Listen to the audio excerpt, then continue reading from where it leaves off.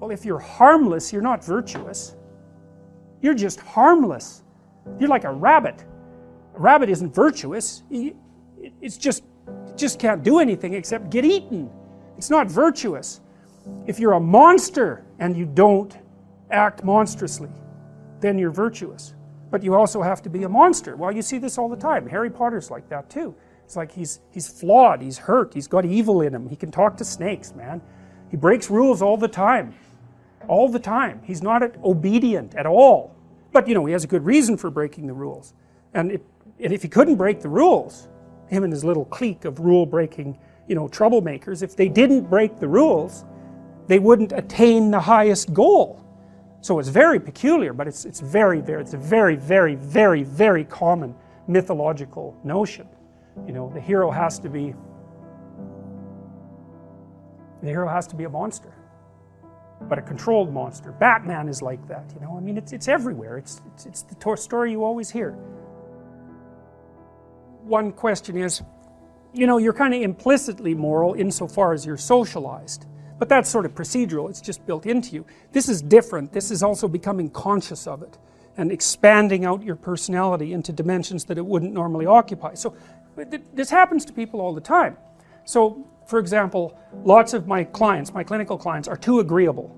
And they're generally women, because women are more agreeable than men, but not always, because I've had agreeable men as clients as well. And what happens is they're resentful and they don't know how to stand up for themselves, and it's because they're very compassionate by nature. And so if you're entering into a negotiation with them, they'll let you win. Well, that's not so good, because you know, you need to win too, especially if you're in an organization of adults where there's a struggle, right? When you have kids, you can let them win, especially infants. You have to let them win, and that's partly why compassion is so necessary.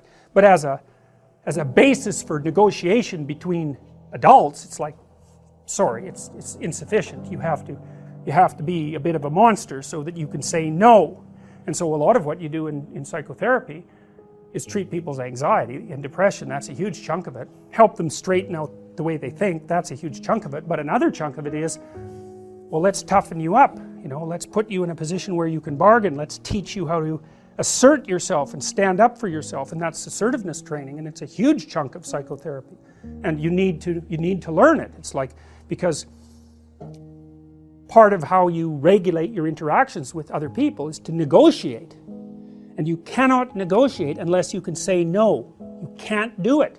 And it causes conflict to say no, and if you don't like conflict, which is basically the definition of being agreeable, then you can't tolerate the conflict, and so then you can't negotiate on your own behalf, and so then you keep losing, and you're bullied, and you know, it's not good. Then you get resentful, and it's really not good. So you have to develop your inner monster a little bit, and then that makes you a better person, not a worse person.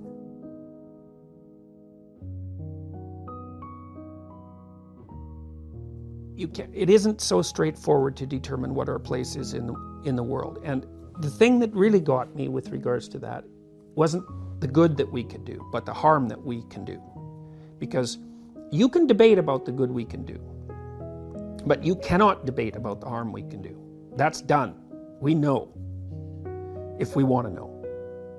And I think my experience was, when I took that seriously, which meant understanding how that was about me, you know, about that Auschwitz was about me, and that the Stalinist camps were about me, then, well, that reorients you. That's a deep part of the shadow idea, right? I mean, and I think that is part of the idea of taking the sins of the world onto yourself. It's like, you're a human being, so you see what human beings do. That's you. And you might say, well, I'd never do that. It's like, don't be so sure about that. In fact, the probability that you're wrong is extraordinarily high. It isn't self-evident that the default position is heroism in the face of the advance of evil. In fact, quite the contrary. So it's highly probable that you would be on the side of the weak who are transformed into oppressors.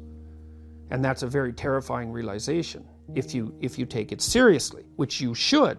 And I do believe that if we don't take that with sufficient seriousness, we are not going to survive, because we're too powerful to be naive. And that was something that Jung insisted on, especially after the invention of the hydrogen bomb in particular. It's like, if you're going to play with fire, you better be a master of fire. What are the prerequisites for true knowledge and understanding? Because it seems to me that intelligence is only a small matter of seeing and understanding properly, and it takes a certain amount of moral courage. It takes a certain amount of having done the work of introspection, having done the work of deep introspection. What do you think the components are for true knowledge and understanding? Well, I think the motivation, one of the best motivations, is existential terror.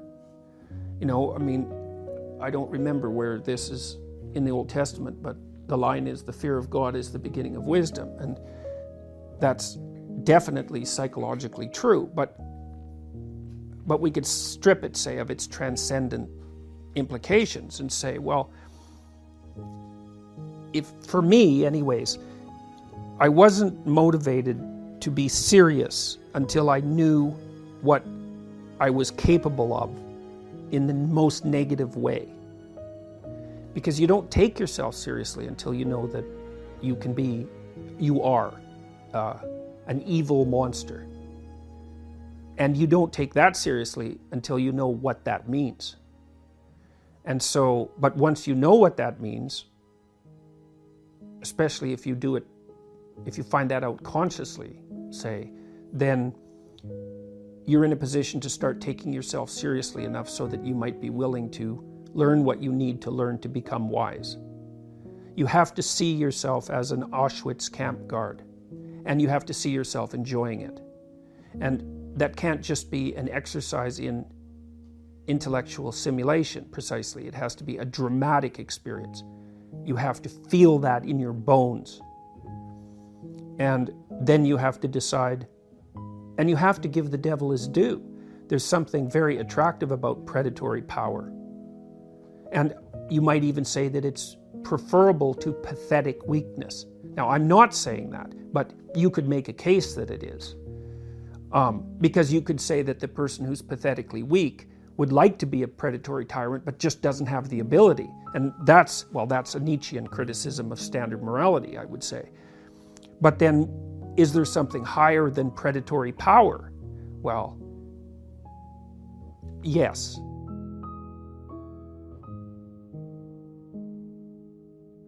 Part of Christ's encounter with Satan in the desert is precisely that realization, because he's offered the kingdom of the world. And that means he's offered the option of tyrannical power. And his response to that is, there's something better. And that's wisdom. There is something better. And there's no reason not to go for what is the best. What else? You don't have anything better to do than that by definition, right? So why not work for the betterment of being and abandon your resentment and your hatred of humanity and your self-contempt and take on the responsibility of the horrors and catastrophes of human existence, and do what you can to, well, at least not make it worse, but maybe to make it better. You know you can. You know you can make it worse and better. You just don't know how much. Find out. It might be way more than you think. I'm sure that's the case. So there isn't any more interesting adventure than that. Find out how much good you can do in the world.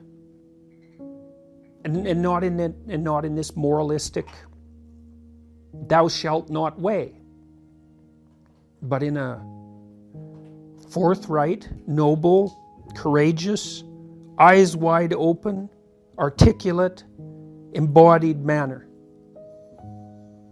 And then God only knows where we could get. So let's see. Let's find out. That would be good. It's certainly better than the alternative. Hey there, thanks for listening. Tough Love Motivation is a passion project of mine, and every like, comment, and subscribe really helps the channel out. If you enjoyed this video or get something from it, please consider smashing that like button or even give a subscribe. I'd really appreciate it. Thanks.